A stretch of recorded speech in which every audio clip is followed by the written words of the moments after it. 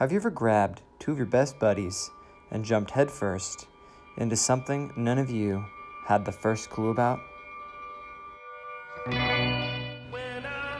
Here I was, in mid-January, with a kayak I had just purchased locally and a dream to kayak the length of the Puget Sound. A trip of this nature attracts a certain personality, a personality that enjoys pain. Dalton Russell, my partner in the mountains. Colin Williams, full of energy and ambition, both well renowned for their beards.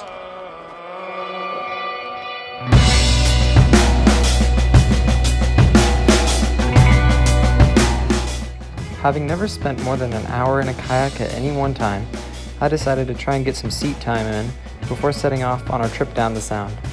Midwinter in the Puget Sound was one heck of a training session, and I thought it was prepared for the adventure that lay before us.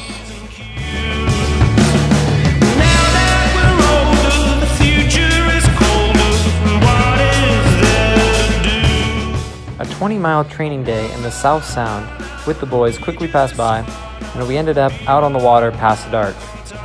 After that, our arms hurt so much, but I was more confident in our abilities.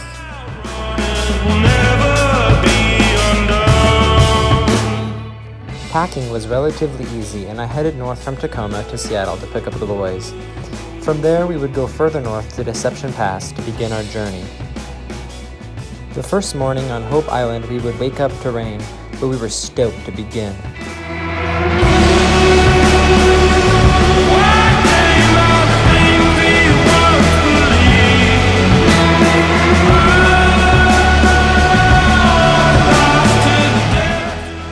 Within a couple of hours, we already knew this trip was going to be once in a lifetime, as we paddled by shorelines with hundreds of bald eagles flying around.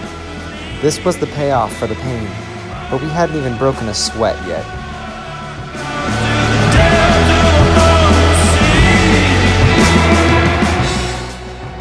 Now, it might seem obvious, but mostly we sat, suffered, and paddled for 25 miles our first day.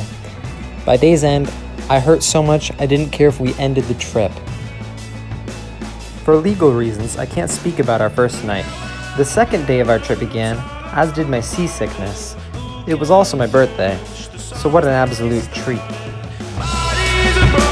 We would pass seals and whales, but we wouldn't see otters until we met a mystical figure named Randy. We also would have to avoid trespassing charges the following morning.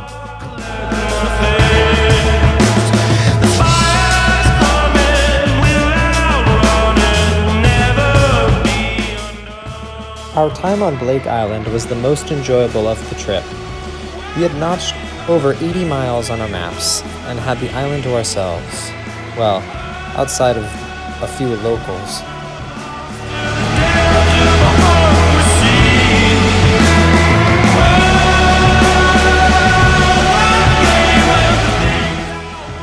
We called it audible on day 5 on our way south through the Colvos Passage. We would shoot the Tacoma Narrows and ride the tide. That decision would result in a 23-mile day, but boy, was it worth it. When I go to walk the line, the fire it comes, but I'll be just fine. After getting chased off McNeil Island by a patrol boat, we paddled like hell to a familiar house on Anderson Island.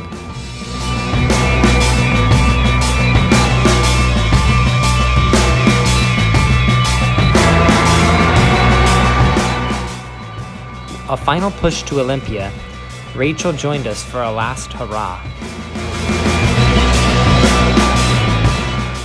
We cruised on a glass surface, southbound for only a few more hours.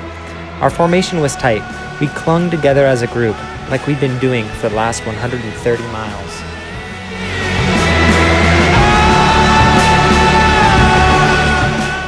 We dragged our boats up the beach one last time. This time, it meant we'd made it. We'd kayaked the Sound.